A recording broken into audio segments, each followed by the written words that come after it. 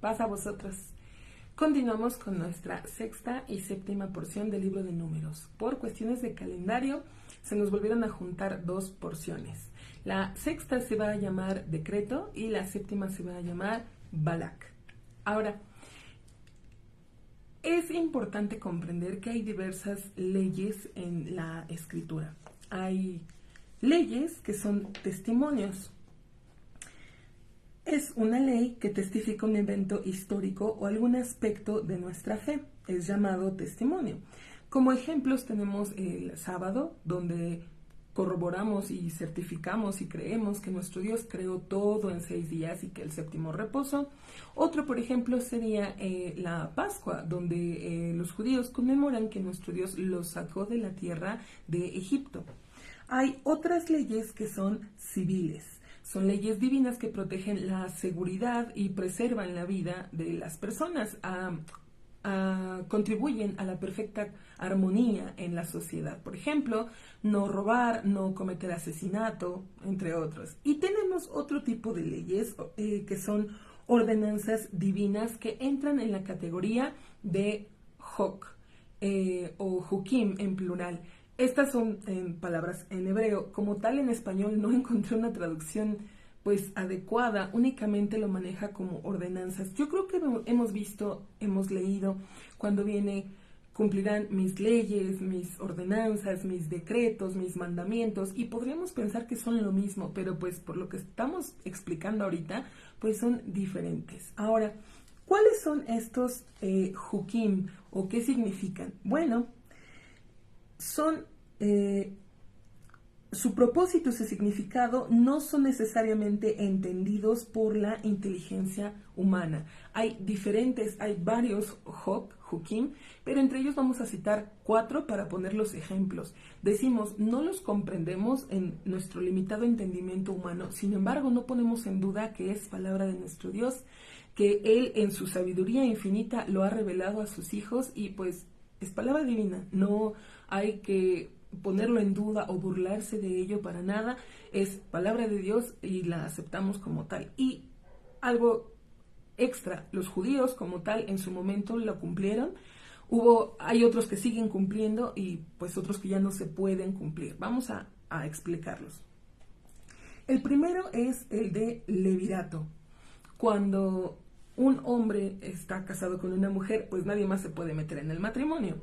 Pero si el hombre muere y no deja hijos, es obligación, es una ley, esta ley del levirato, que un pariente cercano se case con la mujer y el primer hijo que tenga va a tomar el nombre del muerto, del fallecido. Decimos, ¿por qué se daría esta ley? O ¿como para qué? No se entiende, pero es una ley que tiene su cumplimiento. La otra sería, por ejemplo, la mezcla de lana y lino.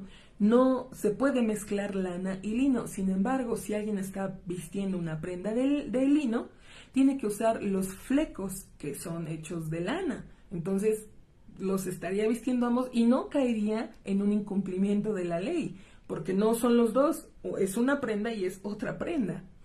Otro de estos hukim, tenemos el macho cabrío a Azazel. Leíamos que se tomaban dos animalitos, uno se degollaba en el altar y el otro se mandaba al desierto, se perdía en el desierto. Y explicábamos, bueno, ¿y por qué o para qué? ¿Qué necesidad hay de que vaya a morir al desierto o que alguien lo caiga por una acantilado? ¿Para qué?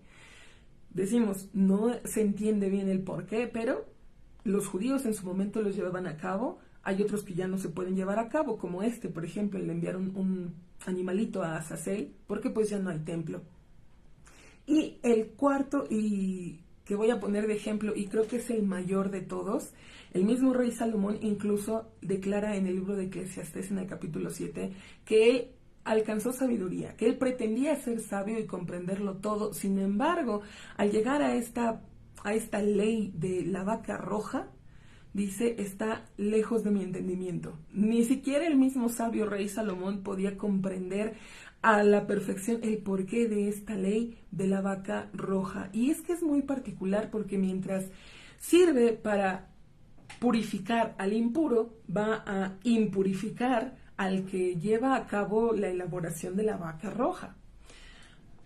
Decimos, escapa de nuestra comprensión. Dice el apóstol Pablo que el hombre animal no percibe las cosas espirituales, las cosas divinas, porque le son locura. Ciertamente no entendemos el porqué de muchas leyes, pero como decía al principio, entendemos que es palabra de nuestro Dios porque está escrito en su Biblia, entendemos que es su voluntad y las que nos corresponden a nosotros las llevamos a cabo. Las que les corresponden a los judíos las llevan a cabo ellos también. Dice entonces el capítulo 19. Y habló Dios a Moisés y a Aarón diciendo, este es el decreto de la ley, el cual ordenó Dios diciendo, habla a los hijos de Israel y que tomen para ti una vaca roja, íntegra, que no haya en ella defecto, que no haya subido sobre ella yugo. Y entonces empezamos a preguntarnos, ¿por qué una vaca? Bueno, tiene que ver o va a ser utilizada para la purificación. La máxima impureza es la muerte. La vaca roja va a purificar. Ahora, una vaca, porque también tiene que ver con el pecado del becerro de oro. Una vaca, o la madre, viene a limpiar el desastre que causó el hijo, en este caso el becerro. Dice que debe ser rojo. El rojo, el profeta Isaías nos dice, aunque tus pecados sean rojos, como la grana, van a ser emblanquecidos. Entonces podemos tomar enseñanza de que este rojo va a representar al pecado.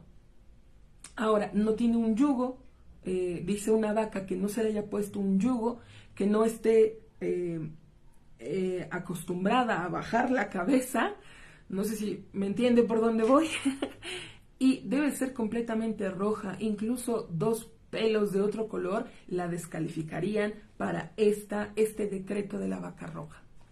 Dice entonces, y entregaréis a ella a Eleazar el sacerdote, y sacará a ella hacia el lado de afuera del campamento, y degollará a ella ante él. Ante él quiere decir que Eleazar mismo puede degollarla, o alguien más le puede ayudar, y él debe estar ahí presente, viendo cómo se degolla este animalito. ¿Por qué Eleazar? Bueno, porque decíamos, si tiene que ver con el pecado del becerro de oro, Aarón fue el que contribuyó para el pecado del becerro de oro. Por lo tanto, no puede ser Aarón el que haga esta vaca roja. Tuvo que ser su hijo Eleazar. Dice que debe sacarla fuera del campamento.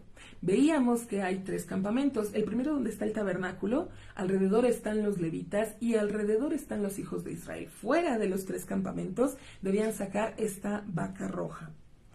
Dice, y tomará Eleazar, el sacerdote, de su sangre con su dedo y asperjará hacia el anverso de la parte frontal de la tienda del encuentro de su sangre 7 veces.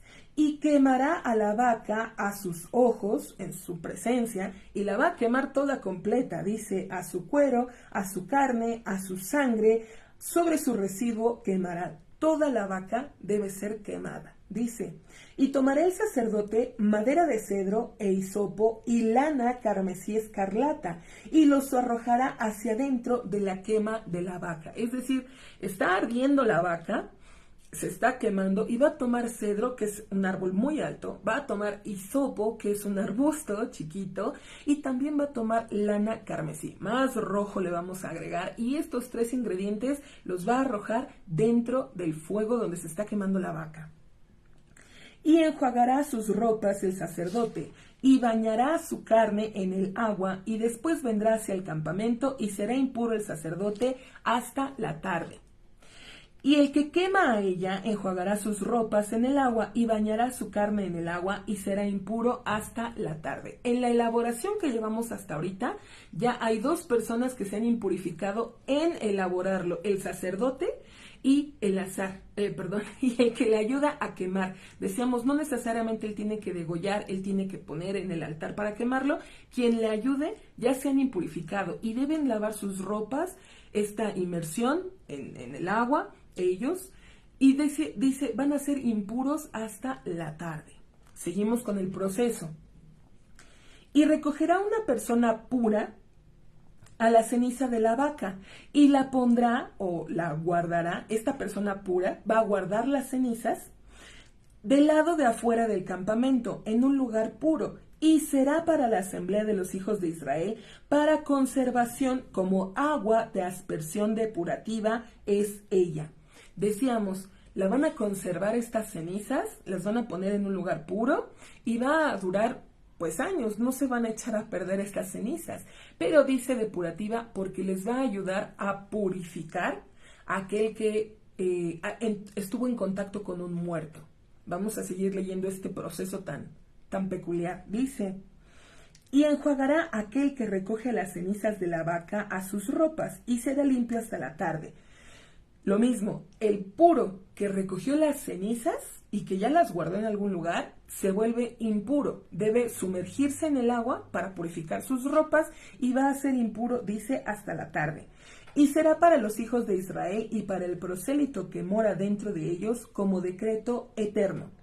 El que tocare a un muerto, a toda alma de ser humano, permanecerá impuro una sietena de días.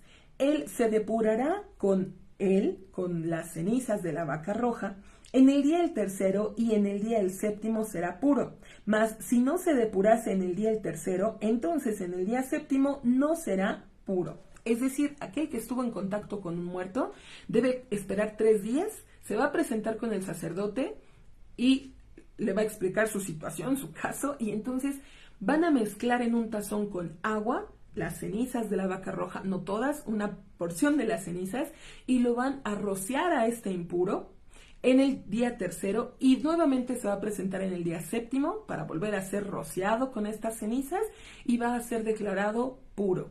Seguimos leyendo. Todo el que tocare en un muerto, en el alma de un ser humano que muriere y no se purificare, al tabernáculo de Dios impurificó. Entonces será cortada el alma aquella de Israel, pues aguas de aspersión no se arrojó sobre él. Impuro será. Todavía su impureza estará en él. Es decir, si alguno estuvo en contacto con un muerto y no fue al sacerdote y no se le asperjó las cenizas de la vaca roja, no va a ser puro y peor, dice, va a ser cortado, es decir, muerte espiritual a este rebelde que no se quiso purificar, porque dice incluso impurificó el tabernáculo de Dios. Tan grave es el pecado o la falta de estar impuro. Dice entonces que va a ser cortado, es esta muerte espiritual. Dice, esta es la enseñanza acerca de un hombre que muriere en una tienda. Todo el que viniere a la tienda y todo el que haya en la tienda será impuro una sietena de días. Y todo utensilio abierto que no haya tapa sujeta sobre él, impuro es él. Y todo el que tocase sobre la faz del campo a un asesinado por espada, o a un muerto, o a un hueso humano, o a una sepultura será impuro una sietena de días. Y tomarán para el impuro del polvo, de la quema, de la depuración, y pondrán sobre él aguas vivas en un recipiente. Es decir, ¿cómo nos podemos impurificar por un muerto? Nos pone el ejemplo. Si Dios no lo permita, estamos en la misma casa y un familiar muere, por estar bajo el mismo techo ya nos impurificamos. No solamente nosotros o las personas que haya dentro de la misma casa, todos los muebles, todos los utensilios, dice incluso si hay algo en una olla y esa olla no está tapada, ya se impurificó por ese muerto. Ahora, ¿qué vamos a hacer? ¿Quemar todos los muebles? ¿Tirarlos? Todo? No, vamos a ver que hay un proceso también para purificar los muebles y todos los demás utensilios y también a las personas. Ahora dice, si uno va por el camino y Dios nos libre, nos llegáramos a encontrar un cadáver o incluso un hueso de una persona, automáticamente somos impuros. Y entonces deberíamos ir al sacerdote para entonces ser purificados en el día tercero y en el día séptimo. Dice que, lo que explicábamos, se va a poner en un recipiente aguas vivas. Estas aguas vivas, aguas corredizas de un río, de un manantial, de un agua pura, corrediza, y se le va a vaciar las cenizas de la vaca para rociársela a la persona. No rociársela con la mano, con el dedo, hay una forma también, dice. Y tomará hisopo y lo sumergirá en el agua una persona pura.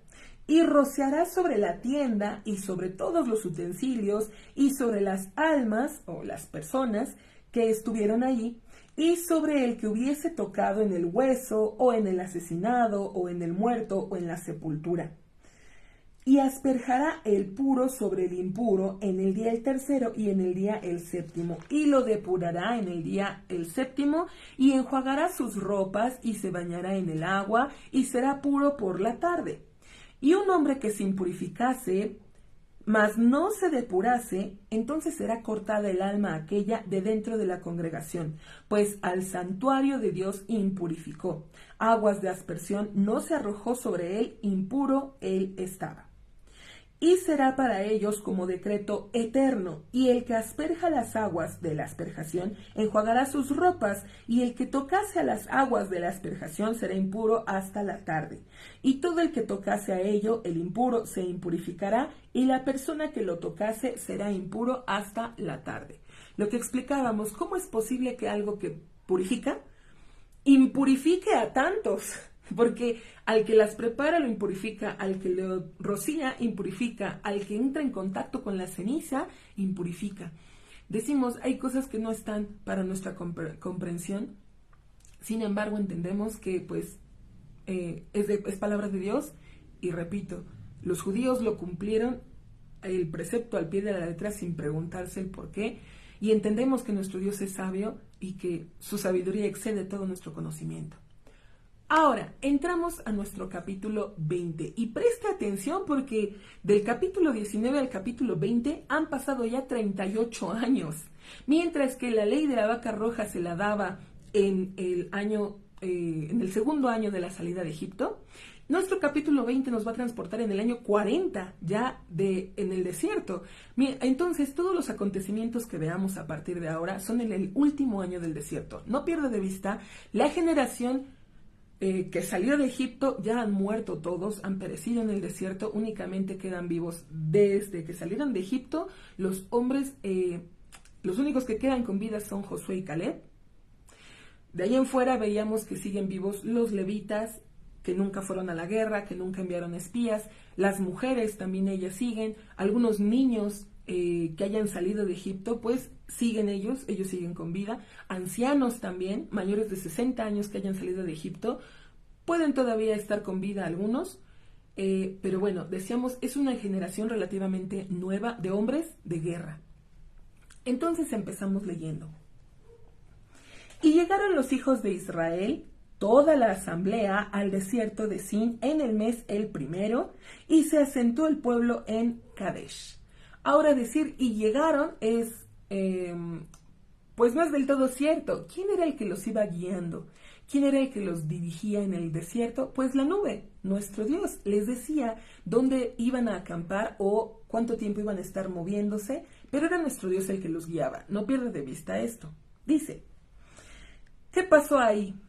Y murió allá Miriam y fue sepultada allá.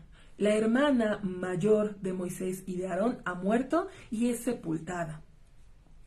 Lo curioso es que no nos menciona que hayan hecho luto o que hayan llorado, no nos dice nada. No pierda de vista que Miriam fue una de las pocas mujeres profetizas, incluso el profeta Malaquías, o Miqueas, lo perdí de vista ahorita, se me borró, pero incluso el profeta habla de que Dios escogió a Moisés, Aarón y a Miriam.